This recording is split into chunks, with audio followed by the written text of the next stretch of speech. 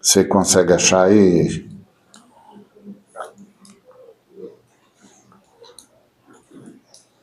Então, não resista ao Senhor quando Ele estiver tentando gerar intimidade em você. Então, comece a ver o sofrimento de outro jeito. Comece a ver as mudanças na sua vida de outro jeito. Comece a ver as suas lutas de outro jeito. E comece a dizer para Deus, ok, estou entendendo que o Senhor quer que nós tenhamos maior proximidade e faz a tua vontade. E me ajuda a finalmente ver o Senhor no meio disso tudo.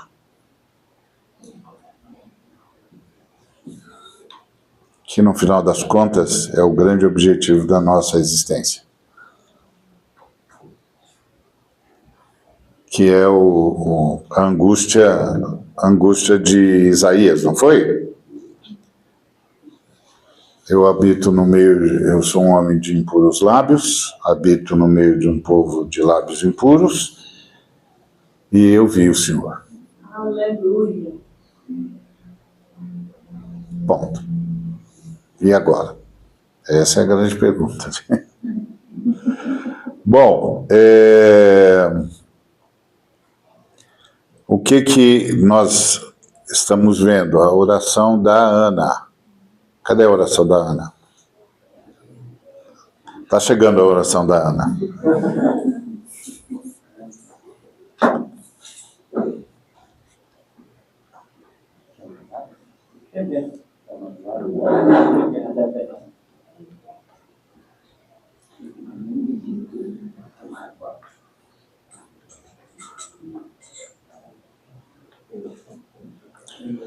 Então isso é...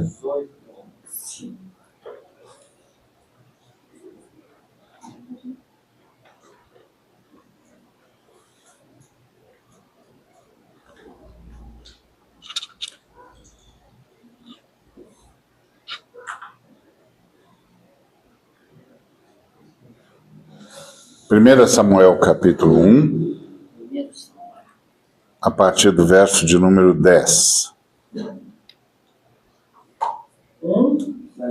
10.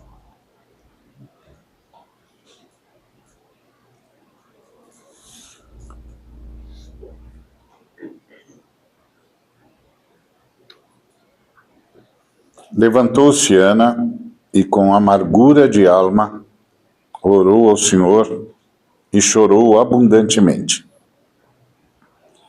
E fez um voto, dizendo: Senhor dos exércitos, se benignamente atentares para a aflição da tua serva, e de mim te lembrares, e da tua serva não te esqueceres, e lhe deres um filho varão, ao Senhor o darei, por todos os dias da sua vida, e sobre a sua cabeça não passará navalha. Demorando-se ela no orar perante o Senhor, passou Eli a observar-lhe o movimento dos lábios. Porque Ana só no coração falava. Seus lábios se moviam, porém não se lhe ouvia voz nenhuma. Por isso, Eli a teve por embriagada. E lhe disse: Até quando estarás tu embriagada? Aparta de ti esse vinho. Porém Ana respondeu: Não, Senhor meu, não sou mulher atribulada de espírito, não bebi nem vinho, nem bebida forte, porém venho derramando a minha alma perante o Senhor. Não tenhas, pois, a tua serva por filha de Belial, porque pelo excesso de minha ansiedade e da minha aflição é que tenho falado até agora. Então lhe respondeu Eli: Vai-te em paz, e o Deus de Israel te conceda a petição que lhe fizeste. E disse ela: acha a tua serva mercê diante de ti. Assim, a mulher se foi no seu caminho e comeu, e o seu semblante já não era triste. Levantaram-se de madrugada e adoraram perante o Senhor, e voltaram e chegaram à sua casa, a Ramá. Elcana coabitou com Ana, sua mulher, e lembrando-se dela o Senhor, ela concebeu e, passado o devido tempo, teve um filho, a que chamou Samuel, pois dizia: do Senhor o pedi. Subiu Elcana, seu marido, com toda a sua casa, a oferecer ao Senhor o sacrifício anual e a cumprir o seu voto. Ana, porém, não subiu e disse a seu marido: quando for o menino desmamado, levá-lo-ei para ser apresentado perante o Senhor e para lá ficar para sempre. Respondeu-lhe Elcana, seu marido: faze o que melhor te agrade. Fica até que o desmames. Tão somente confirme o Senhor a sua palavra. Assim ficou a mulher e criou o filho ao peito até que o desmamou. Havendo-o desmamado, levou-o consigo com um novilho de 3 anos, um efa de farinha e um odre de vinho, e o apresentou à casa do Senhor, a Siló. Era o menino ainda muito criança. Imolaram o novilho e trouxeram o menino a Eli. E disse ela: ah, meu senhor, tão certo como vives, eu sou aquela mulher que aqui esteve contigo, orando ao Senhor. Por este menino orava eu, e o Senhor me concedeu a petição que eu lhe fizera, pelo que também o trago como devolvido ao Senhor, por todos os dias que viver, pois do Senhor o pedi. E eles ali adoraram ao Senhor.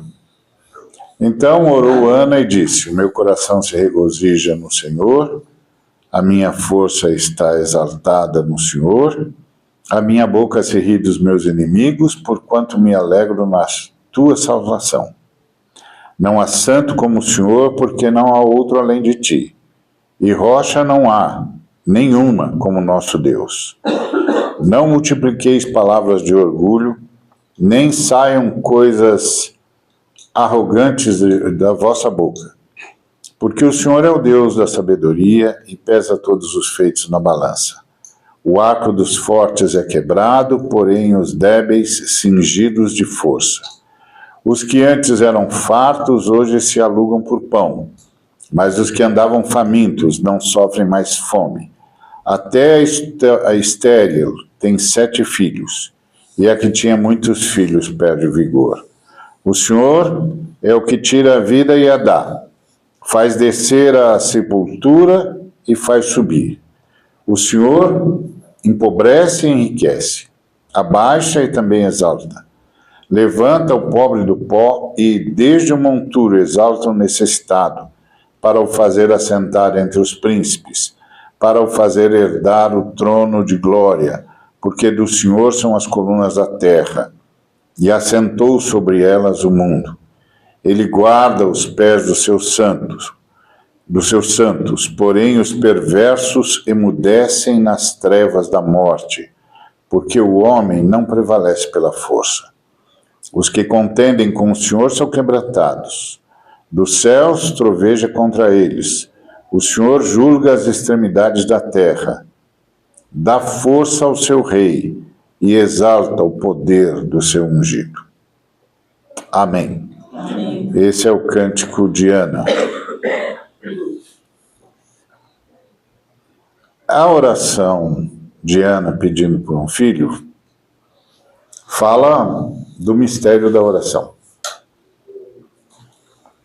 Primeiro, fala, claro, do sofrimento da mulher em todos os tempos, porque uma mulher que não tinha filhos era amaldiçoada, ou era tida como maldita. Então era um sofrimento que a mulher carregava consigo naqueles tempos. É uma angústia. É uma angústia que as mulheres carregam desde sempre, e essa angústia só vai mudando de configuração. Mas até hoje a gente percebe a angústia das mulheres, e é uma coisa muito difícil de se ver, né?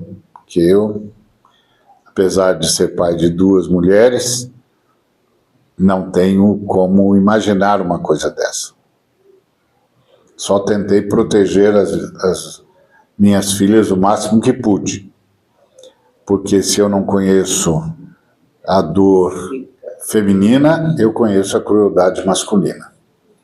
Então eu tentei protegê-las o tempo todo da crueldade masculina, porque não é simples e não é fácil. A gente sabe disso. E é a angústia da mulher. É o fato de que a rebelião não consegue ver que o pacto redentor de Deus é com a mulher. Simplesmente não consegue ver. Ponto. E aí a crueldade masculina é porque os seres masculinos, os seres humanos masculinos, concordaram com o diabo, que decidiu lutar contra a mulher. Porque é isso que as escrituras dizem, que a mulher e o diabo seriam inimigos. E que a inimizade do diabo conosco, homens, é o resultado da luta que ele tem contra a espécie humana, na luta que trava contra as mulheres, porque são as mulheres que carregam a espécie humana. Isso parece o óbvio ululante, né? Não tem muito o que falar sobre isso. Então, a primeira coisa que aparece na oração de Ana, no clamor de Ana, que é um clamor profundo, é essa injustiça. Porque é muito injusto dizer que a mulher só recebe dignidade se for mãe. É muito injusto. Até porque a maternidade na mulher transcende a gravidez. Né? É um símbolo, é uma manifestação do Espírito Santo, porque o Espírito Santo é a maternidade na Trindade. Então isso a gente olha para as mulheres e vê, então é desse jeito que o Espírito Santo vive, é desse jeito que o Espírito Santo faz, é assim que o Espírito Santo sente. Porque nós homens temos muita dificuldade em entender o Espírito Santo. Porque o Espírito Santo é maternidade. Então, é difícil. É mais fácil lidar com o pai. Até porque o pai de vez em quando explode em clamor por justiça e a gente gosta desse lado. Não é? A gente gosta da hora que o pai diz, pode arregaçar as mangas, desembainha a espada e vai em frente. E não para, até eu dizer chega. Esse é o lado que os homens gostam. Agora é a nossa vez. Caiu a muralha de Jericó, então dá licença, que agora a gente só vai parar quando o pai disser chega. Quando ele não disser chega, isso aqui vai ser Isso aqui não vai ser para pouca gente ver. Então, isso é bem masculino. Pelo menos era. E agora, a maternidade, a gente não sabe nada. Não sabe nada desse espírito nutridor, não sabe nada desse espírito que encanta, não sabe nada desse espírito que aconchega. A gente não sabe muita coisa disso. Isso é a maternidade do Espírito Santo, que as irmãs tentam passar e repassar, né? também não é simples para elas. Porque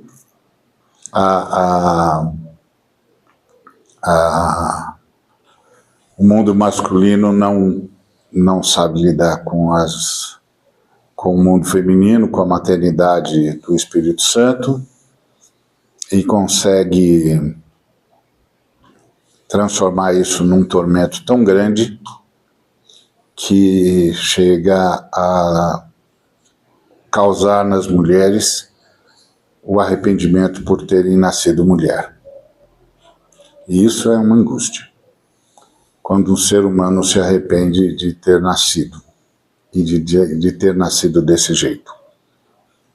É muita angústia. É muita angústia. Então essa é a primeira coisa na oração de Ana. A angústia de quem tem de ser mãe. Porque os seres humanos do sexo masculino não têm a menor ideia do que seja a maternidade, que transcende a gravidez. Não sabe direito nem a maternidade que gera, quanto mais a que transcende. É muito difícil. É muito difícil. Não é simples, não. Como eu sou pai de duas mulheres, eu vi as minhas filhas existirem antes que eu soubesse, porque a mãe delas falava delas o tempo todo. E arrumava o quarto, e arrumava não sei o que lá, e dizia que tinha de comprar mais uma coisa, e comprar outra, e eu dizia, vai demorar ainda, hein? Tem certeza? Vamos descapitalizar já? Não pode esperar, não? Agora não precisa. É que, para mim, a minha filha viria daqui tantos meses. Para a mãe, ela já estava aqui. Ela já estava aqui. Inclusive, ela já tinha visto como é que a criança era. Eu não dizia, mas tem certeza? Vai ser desse jeito mesmo?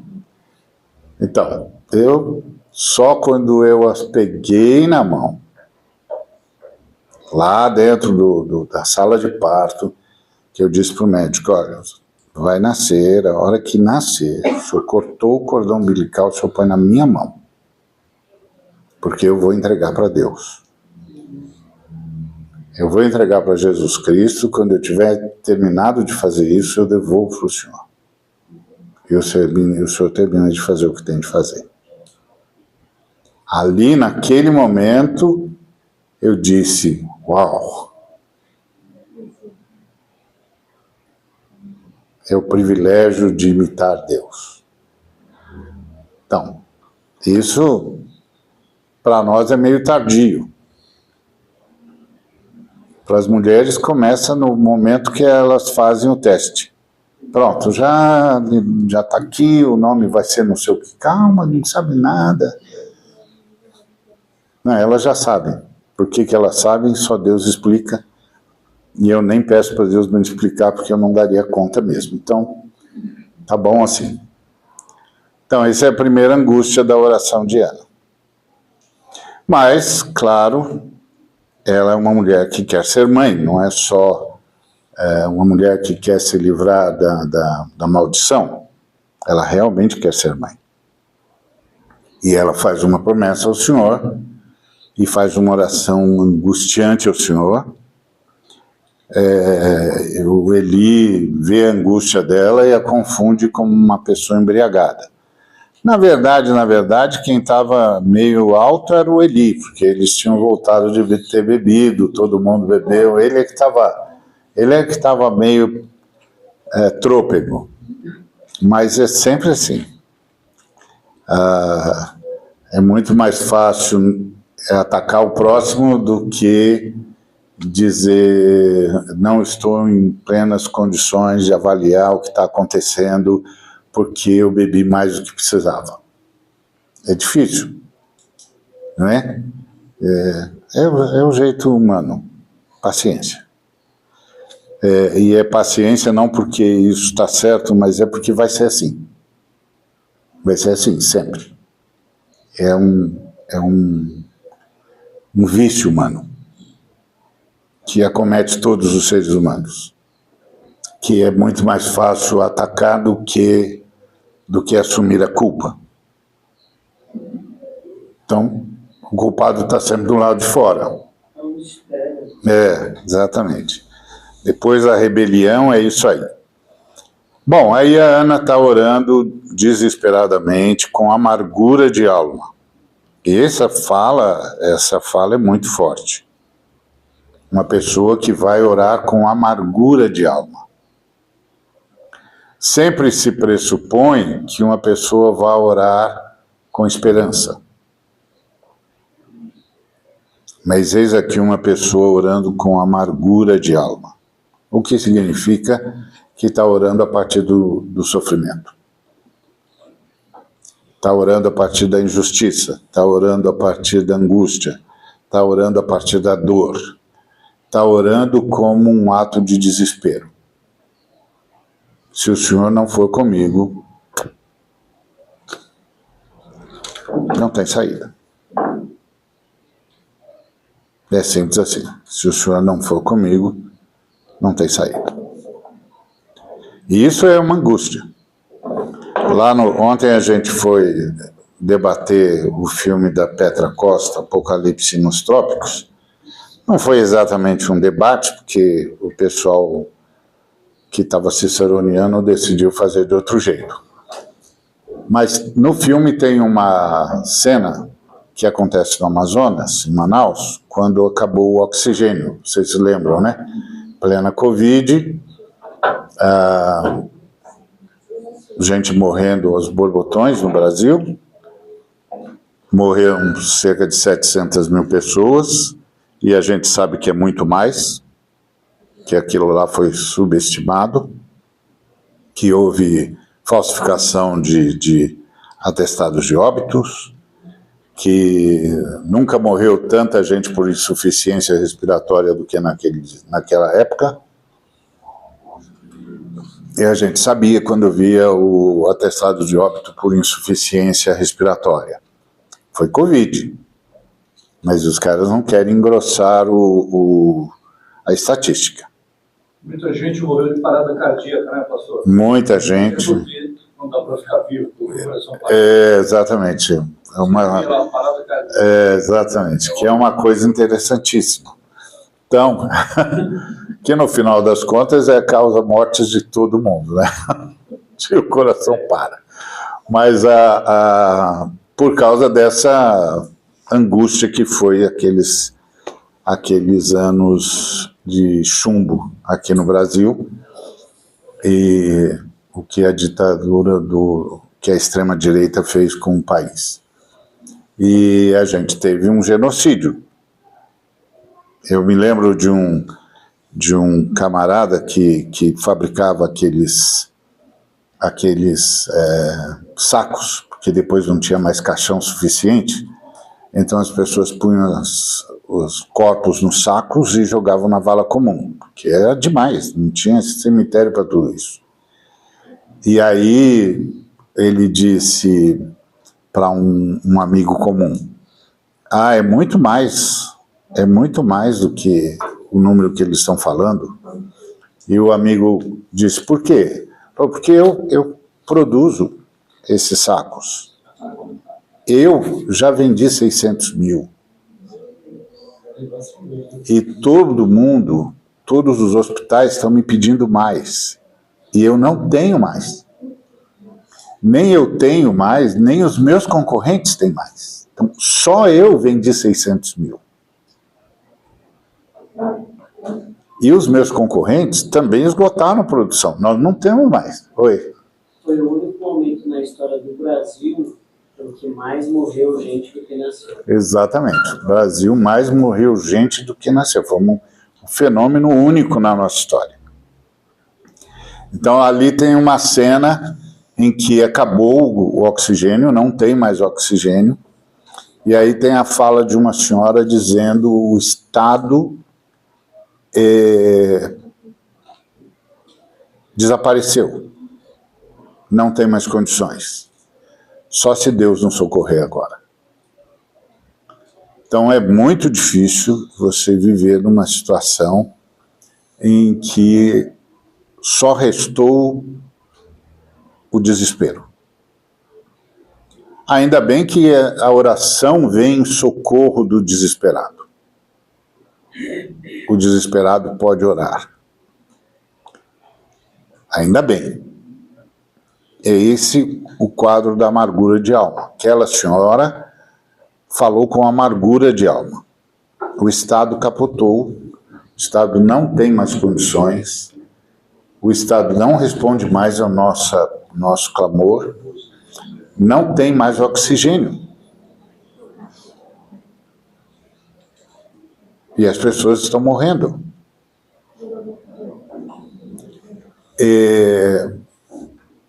É muito interessante como nós temos uma memória muito curta. A gente já esqueceu que foram 2 anos de tormento, que enquanto as pessoas que nós amávamos morriam, o nosso presidente fazia piadas. A gente esqueceu que tinha um louco no poder rindo das pessoas que a gente amava e tinha de enterrar. Inclusive, eu de manhã eu cuidava do meu pai, não deixava ele sair. E um dia ele sumiu, desapareceu. No dia seguinte eu estava com Covid. Aí eu perguntei, quem deu autorização do senhor sair? Ele, não, estou falando que é uma gripezinha. Meu pai 10 dias morreu. É isso. Dentro de um estado prático, que eu não via meu pai há 30 anos e não tive chance de ver meu pai. Exatamente. É triste. Foi triste, foi muito triste. É. Ele ouviu o jornal, o nosso presidente, no momento, entendeu? Eu não vou jogar culpa totalmente nele, entendeu? Porque teve outras coisas que aconteceram, mas foi ele que falou por causa dessa gripe. Gente, que loucura. Então, isso é a angústia que nós vivemos aqui. Pastor, um pastor amigo meu ligou de Manaus e falou, não, o oxigênio está parado, eu vou chorar, está parado há 3 dias em Brasília. O governo não dá autorização para os aviões decolarem, porque teve esse momento também. Teve. E aí ele falou, e hoje pela manhã, minha mulher fez assim, no hospital, e parou de respirar e morreu. Eu ligo a televisão à noite, no noticiário, tem um cara lá falando, e aí, o que é? Fez a mesma coisa que o pastor, eu quase fiquei louco. Eu falou, eu não sou governo. Então, eu acho que esse negócio de amarás o teu inimigo é a coisa mais difícil da Bíblia. Já pensou? Eu leio amarás o teu Bolsonaro, é impossível, Senhor.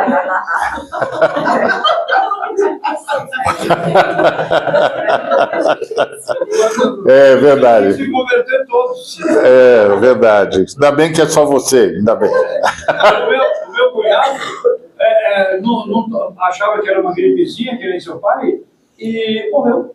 É verdade.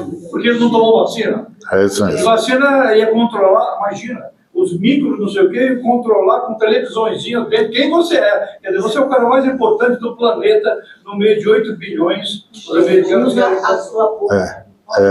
É isso mesmo. Foi uma época de loucura mesmo. Foi. Aí você pega Foi a situação, né, que passou já esse tempo e as pessoas esqueceram mesmo. Esqueceram. Quando mexe na obra do conjunto de ladrões, os caras não esquecem. Os caras esqueceram o 8 de janeiro, a barbaridade que eles fizeram. Só um tempinho, né? Eles esqueceram. E eles fariam de novo.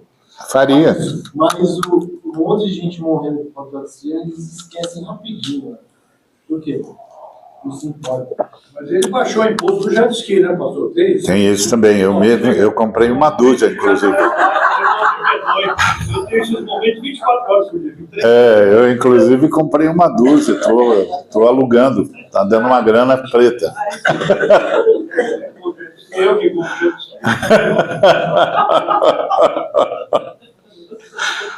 É um absurdo, gente, tudo isso é um absurdo. Então, isso tudo é amargura de alma. Agora vocês sabem o que está escrito aqui. Isso é amargura de alma. Quando você olha e não vê saída. Então é joia. Muito bom. Isso, esse aí pode abastecer também, irmão. Obrigado. Deus te abençoe com a bênção profética, etc, etc, etc. Mas aí, o desfecho vocês já conhecem, o senhor a ouviu, o sacerdote finalmente entendeu que ela estava orando e deu para ela uma palavra profética e aconteceu mesmo, ela teve o filho, esperou até desmamá-lo e entregou para o Senhor, para crescer no templo. Que é um sacrifício enorme. É um sacrifício enorme. Uma mãe que simplesmente entrega o filho e não vai ver mais o filho do lado dela, obrigado, filho. Do lado dela, correndo no quintal, ele agora está no templo e vai ser servo de Deus. É um sacrifício, agora, claro, é o melhor de todos os sacrifícios, e na verdade é o sacrifício que todos nós devíamos fazer, entregar tudo ao Senhor. Porque de uma coisa a gente pode estar certo, nós, por mais amor que tenhamos, seja pai ou mãe, jamais teremos minimamente o amor que Deus tem pelos nossos filhos. A gente devia fazer isso sempre. Sempre. Porque nosso amor, somados, não são minimamente comparáveis com o amor de Deus pelos nossos filhos. E entregar os nossos filhos ao Senhor é a melhor coisa que nós podemos fazer pelos nossos filhos. Isso é uma coisa que que não é fácil a gente recordar, porque nós sempre achamos que ninguém é tão bom pai quanto eu sou. Não é verdade, Deus é um pai melhor, infinitamente melhor, inclusive com um potencial que eu não tenho, porque um dia os meus olhos não alcançarão mais as minhas filhas, mas os olhos de Deus continuarão a alcançar. Um dia meus braços não alcançarão mais as minhas filhas, mas os braços de Deus continuarão a abraçá-las. Então, eu não tem lugar melhor para colocar os filhos do que nas mãos de Deus. E não tem coisa melhor que os nossos filhos possam fazer do que servir a Deus. Não tem nada melhor.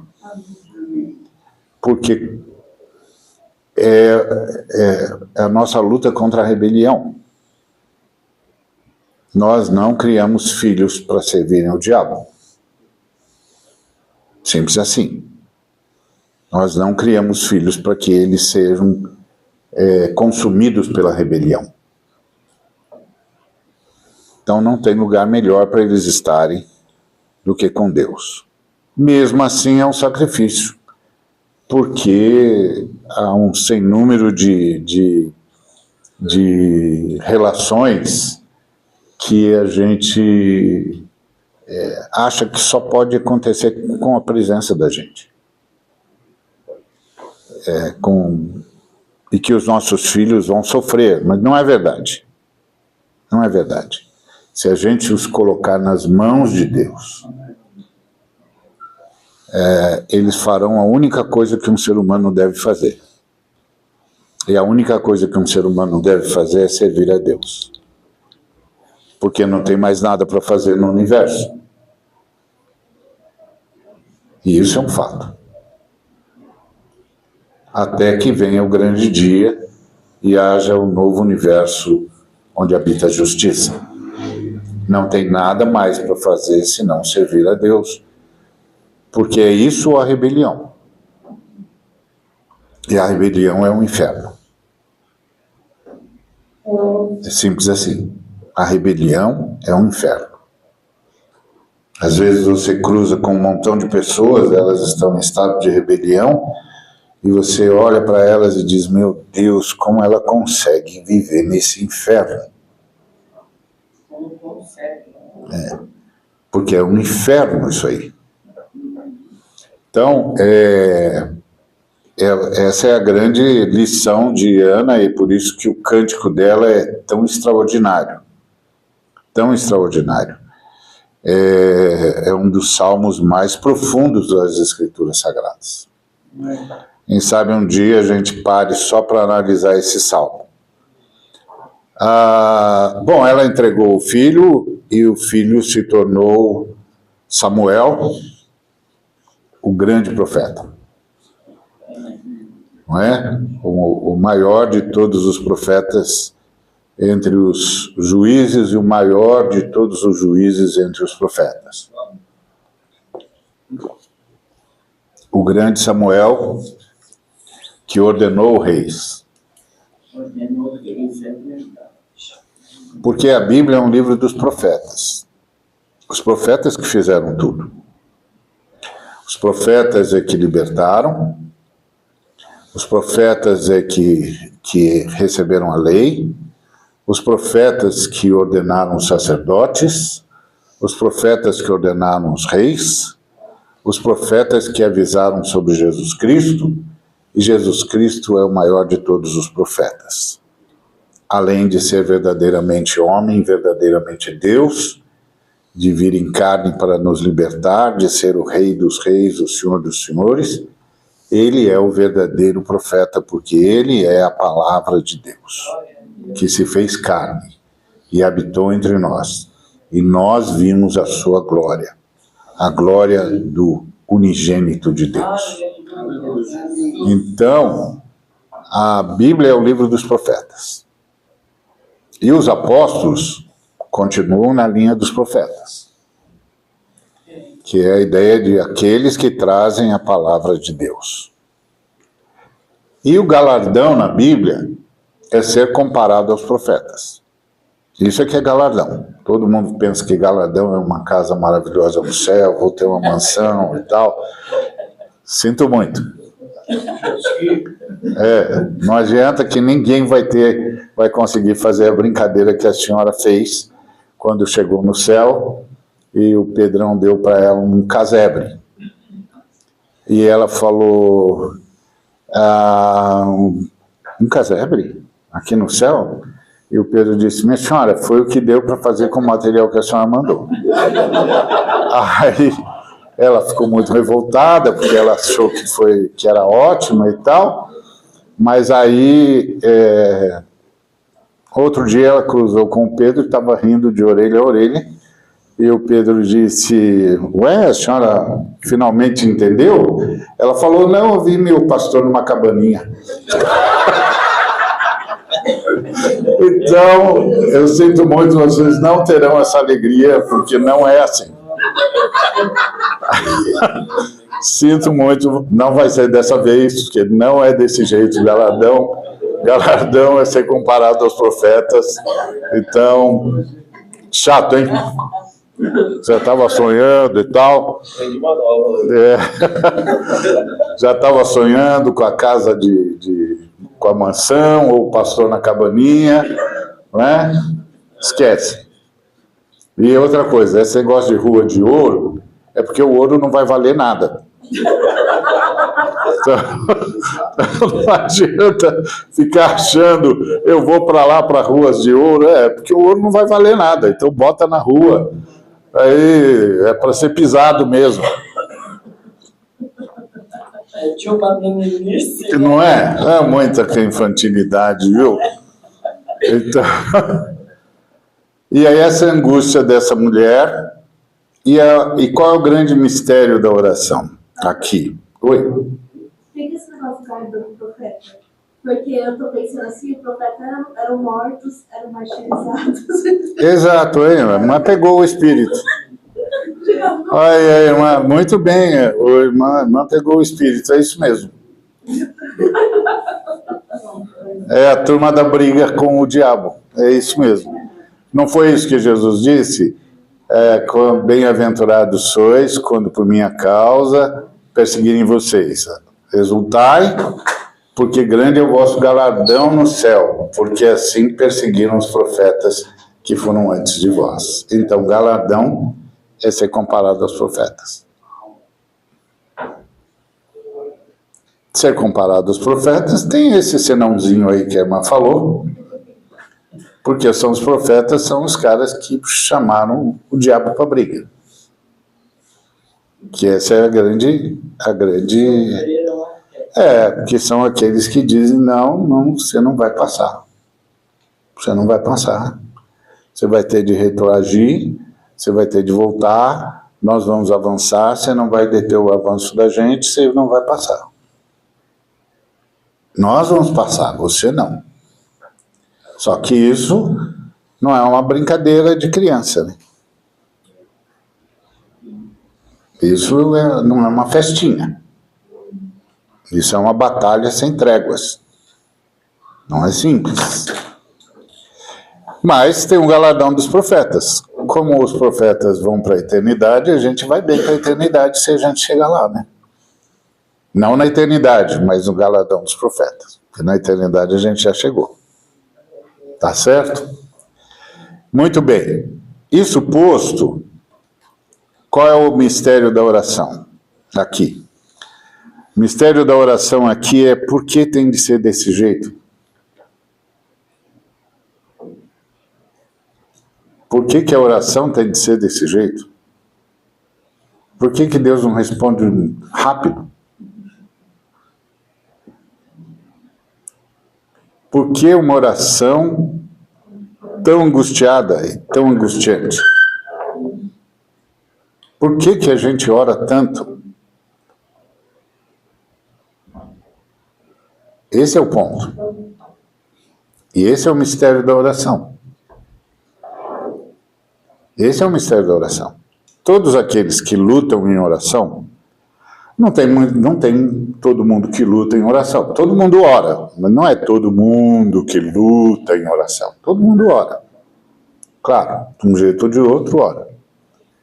Mas de vez em quando tem irmãos e irmãs que lutam em oração. É o caso da Ana. A Ana está lutando em oração. Ficam com essa pergunta. Por que tem de ser desse jeito? Por que tem de ser demorado? Por que tem de ser sofrido? Por que tem de ser essa angústia? Isso é um mistério.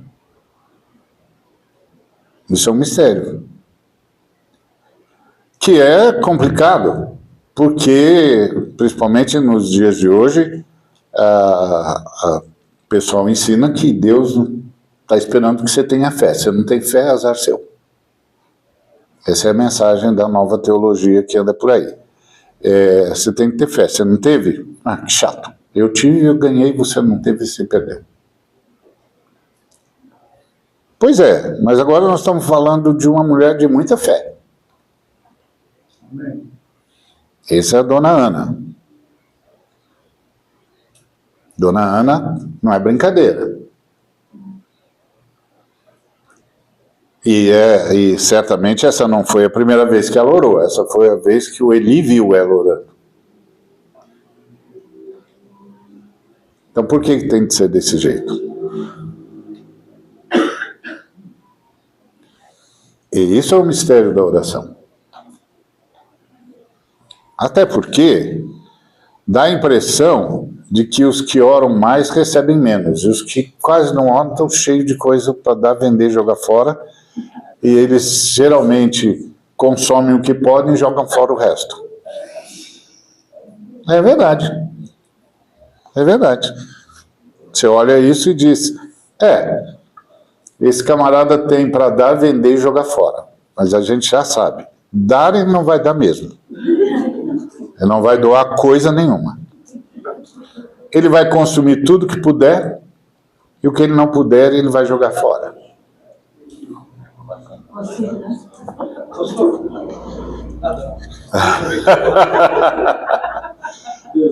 Então você fica pensando, isso não deve ser fruto de oração. Pastor, eu acho que a pessoa não ora com fé, a pessoa ora com dó, né? Eu tinha um homem lá na minha igreja lá que ele estava morrendo, eu acredito no irmão azul, porque ele tingiu o cabelo. Eu acho ridículo quem tingiu o cabelo. Mas na hora que ele tingiu o cabelo, e aí todo mundo ia lá, ele era um velhinho gostoso. Irmão azul. Um dia ele me chamou e falou, irmão, bispo, dá para o senhor pedir para parar de orar por mim? Porque cada dia eu estou pior. Então o que acontece? A gente despeja dó, ai coitadinho, a gente despeja um monte de sentimentos e sai fora da fé. Então não conta. Se você, a fé é certeza e convicção. Quem quer ter um nenê? Tem que nem Ana e que nem outras pessoas. Tem que ter certeza e convicção. Né? Então, agora esse negócio de orar com dó, Senhor, eu sou uma vítima e tal. Então. É comiseração, mano. Então. Vamos mais culto aqui, inventou até uma palavra. Então, tem várias formas de ver a oração. Tem que ver o sentimento na hora de orar. É uma tristeza. Isso aí é uma outra abordagem sobre a oração. Desculpe, eu pensei que eu estava na mesma vibe, que eu sou autista. Não, eu não estou dizendo que o irmão não está, estou dizendo que o irmão está contribuindo. Vamos orar pelas crianças. Mas essas crianças vão ser tremendas, essas crianças é a esperança do Evangelho, essas crianças vai se mexer, Lesma. Você vai virar o homem de Deus. Ai, que bonitinha, que isso? Hello? Você vai fazer as próximas gerações.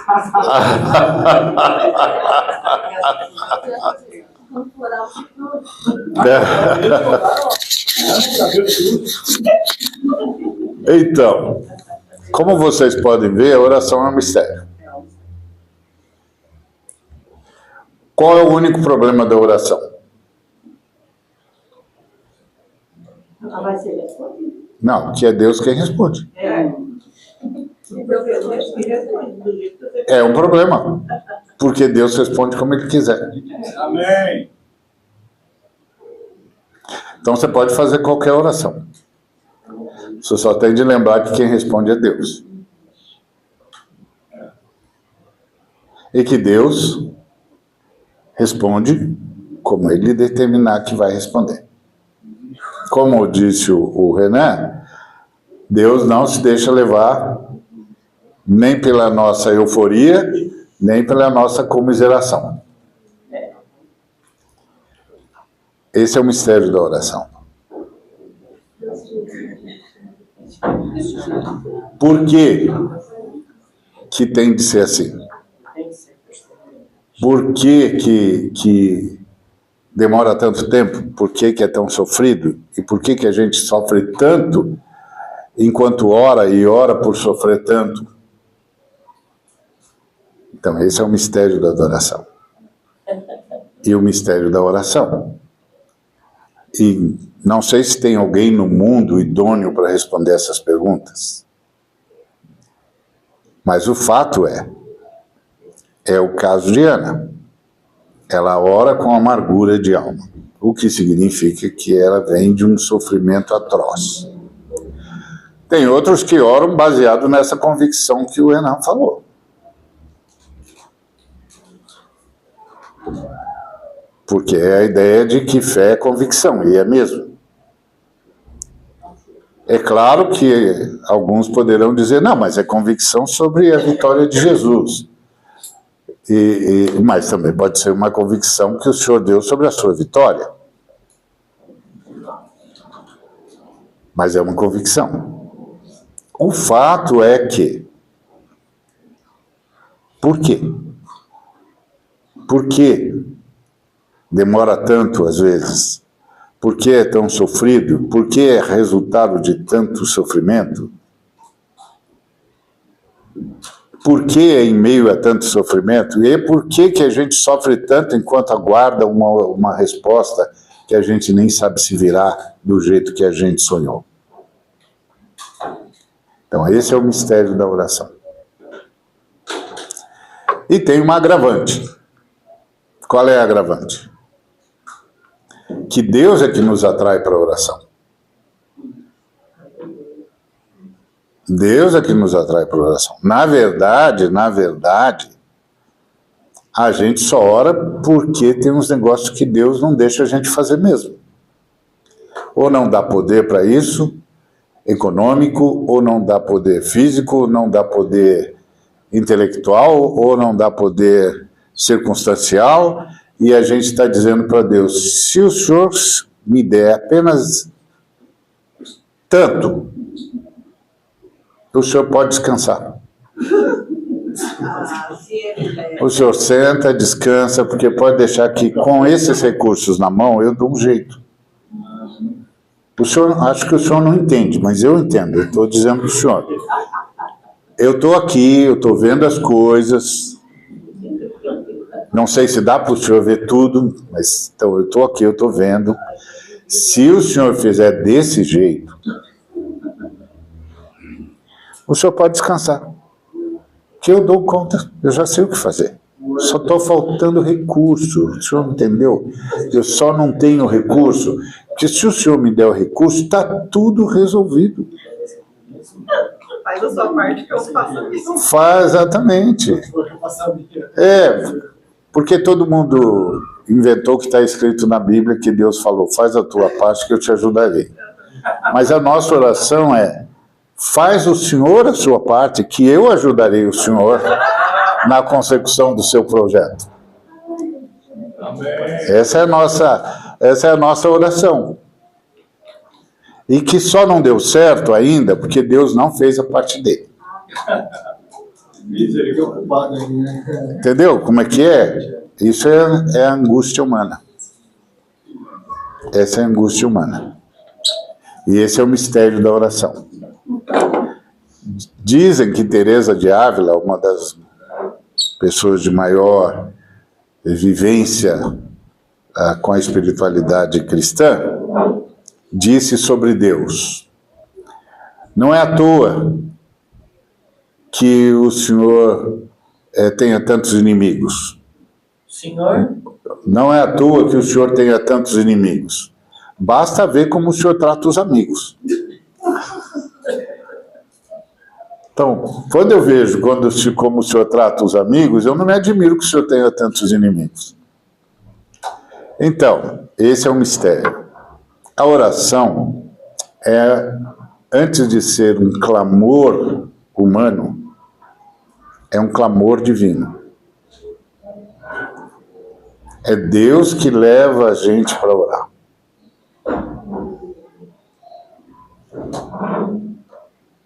E aí, a oração, antes de ser um pedido, antes de ser um clamor, antes de ser uma fala, é um tratamento. Quando Deus está chamando os seres humanos para orar, Ele está tratando esses seres humanos. Porque os seres humanos não vão orar por livre e espontânea vontade. A gente, na verdade, no que há de rebelião em todos nós, e lamentavelmente há, a gente, na verdade, quer ir desbravando o mundo, porque a gente sempre se acha bom. Deixa comigo que eu faço. Os que não foram subjugados na vida, é lógico. Tem aqueles seres humanos que foram subjugados e eles não saem do lugar mesmo, porque eles vêm de um estado de subjugação que são décadas, às vezes, vem de geração em geração de subjugação. Mas aqueles que não foram subjugados, eles geralmente acreditam em si mesmos.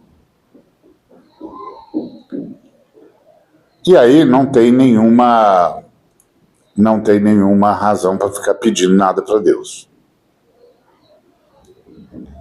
E os que foram subjugados pedem para Deus sem muita esperança. Porque a subjugação mata o sonho.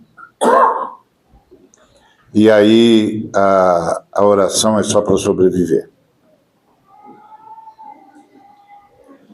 E como dizia a música que uma irmã cantava na igreja de onde eu venho, que é onde o Senhor me encontrou e me alcançou, a letra que ela cantava era: a fé é o meu grande alimento. Passo tristes momentos só pensando em Jesus. Eu peço por um fardo mais leve e que Deus seja breve em levar minha cruz. Então, isso é uma canção de um subjugado.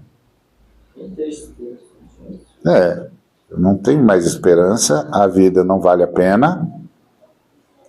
Eu olho para a morte de Jesus e digo, é assim mesmo. E espero que o Senhor acabe com esse sofrimento o mais rápido que o Senhor puder. A gente, que era tudo moleque na igreja, ficava angustiado toda vez que a irmã subia para cantar, porque ela pediu oportunidade e o pastor dava oportunidade todas as vezes, e todas as vezes ela cantava só essa música. Ela cantava muito bem, inclusive. Ela era de uma afinação extraordinária, mas a letra dela, a molecada no fundão já fazia cara de que, não, de novo não. Triste momento pensando em Jesus, fardo mais leve, que Deus seja breve. A gente está começando a vida. A gente está começando a vida e a irmã está pedindo brevidade, a gente está pedindo longevidade. A gente está dizendo, não, deixa a gente mais tempo aqui. Ai, meu Deus. Percebe? Esse é o mistério da oração. Então, o que eu queria dizer para você é que a oração, antes de qualquer coisa, é um chamado de Deus. Você está orando, Deus está chamando você para orar. A sua ida para a oração já é um caminho de Deus para tratamento de você. Porque Deus está ocupado na minha e na sua redenção. Deus não está ocupado com mais nada. Ainda bem que Ele não se distrai. Porque nós, seres humanos, somos pródigos em vender a alma. Nós vendemos a alma por muito pouca coisa. Nós vendemos a alma por dinheiro, a gente vende a alma por paixão, a gente vende a alma por fama, a gente vende a alma por pouquíssimas coisas, por quase nada. A gente é como Esaú. A gente não dá valor para a primogenitura. Qualquer prato de lentilha serve. A gente vende a alma facilmente. Se vocês não acreditam, olhem para o Congresso Brasileiro. Lá está cheio de gente de alma vendida. Está cheio. Você olha para eles e diz, é um inferno. Esse cara é um agente do inferno e vendeu a alma para o diabo. E o diabo oferece muito pouco. Porque o diabo só compra na bacia das almas. É verdade, não é isso não é esse o nome que a gente dá quando o negócio tá barato demais, vale muito, mas o cara está desesperado, a gente vai lá e compra o desespero dele. É horrível, é antiético, mas quem é que está preocupado com isso? Para quem está comprando é um ótimo negócio. Para quem está vendendo é o desespero. E nós vivemos numa sociedade que ganha esses custos do desespero. Então, Deus não faz isso. Deus não se distrai. E Deus não permite que você venda a sua alma, uma vez que Ele ama você. Então Ele chama você para oração. E quando você vem para a oração, Ele começa a tratar com você. E quando ele começa a tratar com você, você saberá que ele tratou com você finalmente, quando o que você estiver pedindo é para ele. Aleluia. Como Ana, estou pedindo para o Senhor. O Senhor deve estar precisando de um profeta. O Senhor deve estar precisando de um homem em quem o Senhor possa te depositar a sua confiança. O Senhor deve estar precisando de um ser humano que viva só para o Senhor. E eu quero oferecer isso para o Senhor. Você saberá que o Senhor terminou o tratamento quando tudo que você pedir for para Ele. Quando você chegar nesse ponto, você finalmente entendeu para o que é que nós estamos aqui. E qual é a nossa luta. Amém? Amém. Que a graça de nosso Senhor e Salvador Jesus Cristo e a sua cura e a sua libertação, e que a unidade da Trindade e a maternidade, o carinho materno, o aconchego materno, a inspiração materna do Espírito Santo seja com cada um dos irmãos e irmãs, com todo o povo de Deus, e que alcance toda a humanidade, como Deus prometeu a Abraão. Amém. Amém.